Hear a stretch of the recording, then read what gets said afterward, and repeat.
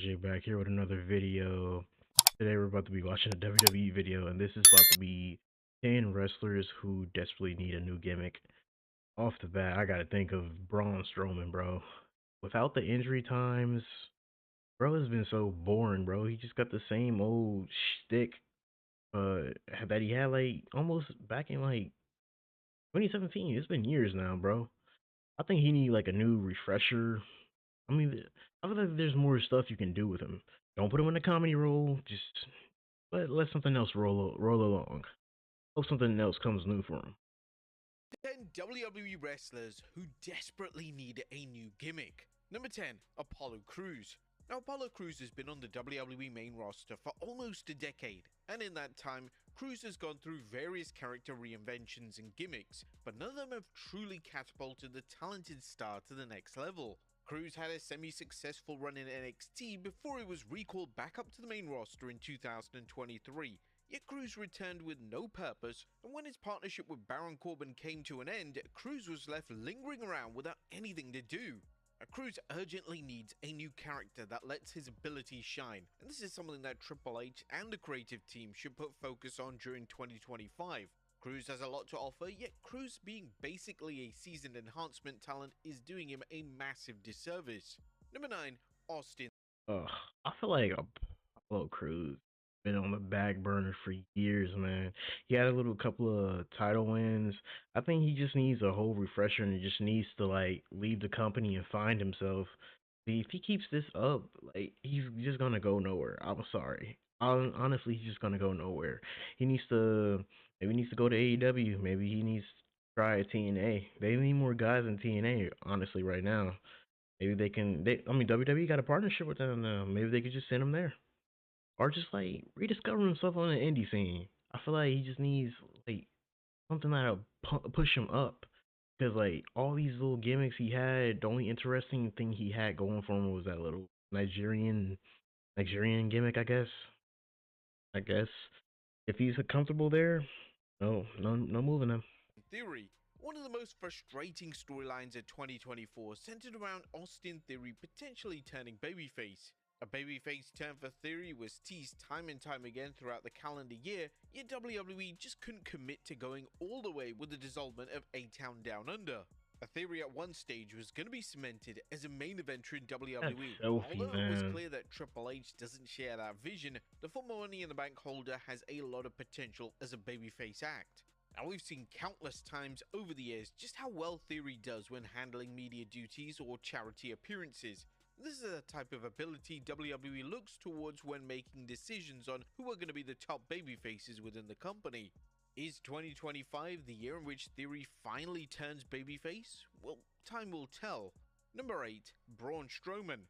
Since returning to WWE, Braun Strowman has been presented as a babyface across both Raw and SmackDown. Whilst the former WWE Universal Champion is great in this role, his monster gimmick has truly run its course, and it's time for him to find something new.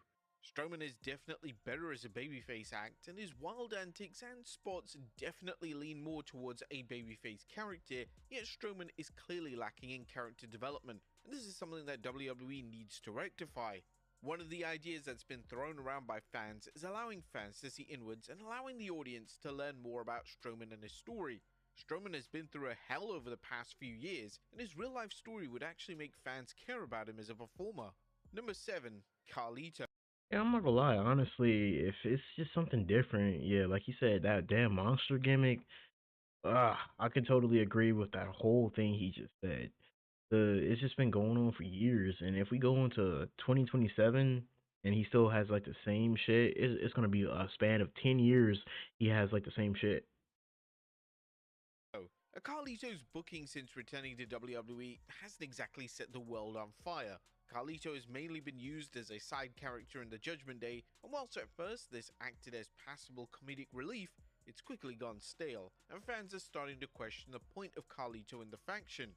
Despite being one of the most seasoned male stars on the roster, Carlito barely wrestles, and if he ever does lace up his boots, his performances are often met with criticism, as Carlito has dramatically regressed in the ring. Now, whilst his original gimmick was a classic and may be dated, it was over, and it may be in WWE's best interest if they revert Carlito back to this gimmick before his final WWE run is considered a total failure. Number 6, Finn. Man, whatever they doing with Carlito is just like so trash right now. The Judgment Day thing's been okay, but I feel like they just put him to the sideline. The other things that they did to his song just like maybe depersonalized him basically. I felt like his old little song was just so fucking cool and classic. Like, why did they have to change it, bro? I don't know why creative plans feel like they need to freshen shit up all the time. Some things just do not need to be touched, honestly. Shoot. Balor. Now, in December 2024, when WWE formally announced that Finn Balor was the number one contender for the world title, not a single fan expected Balor to be successful in his attempts to capture the gold.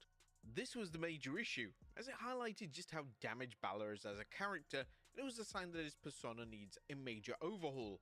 Balor has quote unquote been the leader of the Judgment Day faction for several years now, and even though the majority of his work has been great, it's time to do something new with him. Right now, Balor currently lacks credibility, and his motivations as a heel are all over the place. There have been calls from fans to see Balor revert back to being a babyface and leaving the Judgment Day behind him, and this could possibly be the best move for his career. The majority of Balor's most exciting feuds and matches have been as a babyface, and seeing that babyface style persona return with an added edge could be the right step forward. Currently, it's unclear whether WWE have any plans to bring back the beloved demon persona, but this will be another welcome step in the next evolution of the inaugural Universal Champion. There are a lot of rumors online regarding the status of Balor's faction, and some fans have theorized that a feud with the Wyatt Six could act as the final nail in the coffin for a stable that has been dominating Raw since 2022.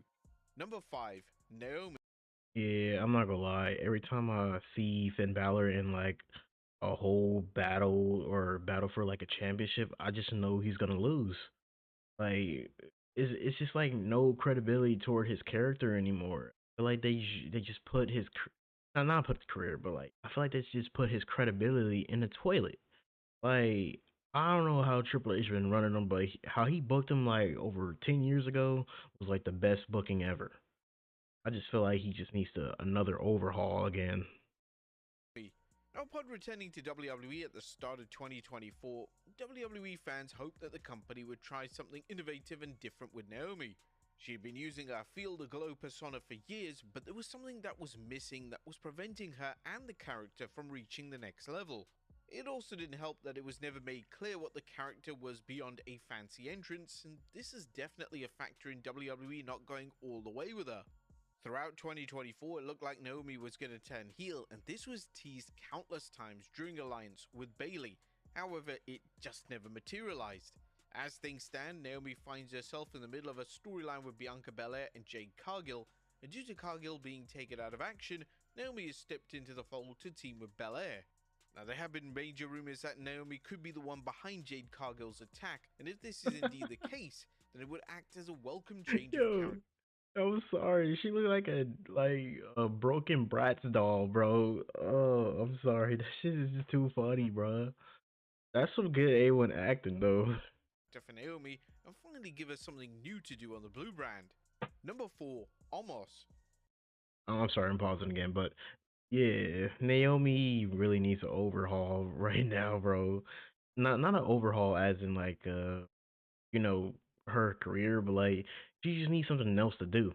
Like I'm glad she's going through this little thing with Bianca Belair, and like I hope the rumors are true. I know the rumors are true because like it just feels like the more signs are coming to like her attacking Jade, and like that needs to be like a whole storyline. They got more championships in the women's division now. You could either make her go for that or go for another championship. I felt like Naomi has always just been so underrated. Even when she was champion, it felt like she wasn't champion because like the way they pushed her and the way they like kind of shrugged her off a little bit. And like she only been like champion for like a couple of times, and they lasted like so probably like a couple of months, and then they went on to the next person.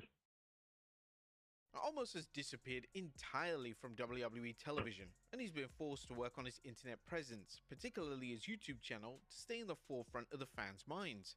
Almost impressed in featured matches against the likes of Brock Lesnar and Seth Rollins, but this wasn't enough for WWE to keep him on television, and Almost was just relegated to making sporadic house show appearances. In early 2025, Almost stepped into Pro Wrestling Noah, and the Nigerian giant managed to win a title on his first night. Almost getting a run in Japan is a smart move, and it looks like his run already is destined to be a success. When Almost returns to WWE programming, WWE should look to explore Almost's real-life personality. He's connected with the fans thanks to his social media content, and his real-life interviews make him seem like the sweetest, most genuine wrestler in the world. In this day and age, a generic big guy just isn't going to cut it, and little development could go a long way in getting Almost over with the general audience. It's not just the WWE fanbase that has been impressed with Almost, as even the legendary Undertaker allowed Almost a guest spot on his podcast. The podcast appearance was received unbelievably well, and the dead man would later urge WWE to take another look at what Almost could potentially bring to the table. Number 3, Pete Dunne. Honestly, I feel like I've seen some of his interviews and some of the clips going by in shorts. I feel like he really is a decent person. If they can bring that to the forefront of like creating a character for him, and like he just said right now, the generic big guy thing does not work anymore. Maybe work in the Vince era, but like everybody's so hip to wrestling now, and if you got something on your hands and like there's a personality and like the fans are grabbing a hold to it, I say go through with it. I hope they do something good with it almost. It was a great move when WWE decided to ditch the Butch persona and allow Pete Dunne to be, well, Pete Dunne again.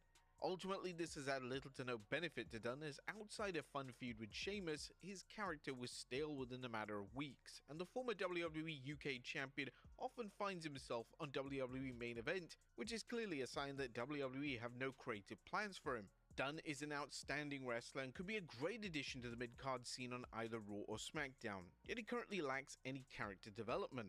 Dunne debuting a new gimmick with his Pete Dunne name should be the move forward, and it may begin to enamor fans towards the popular star.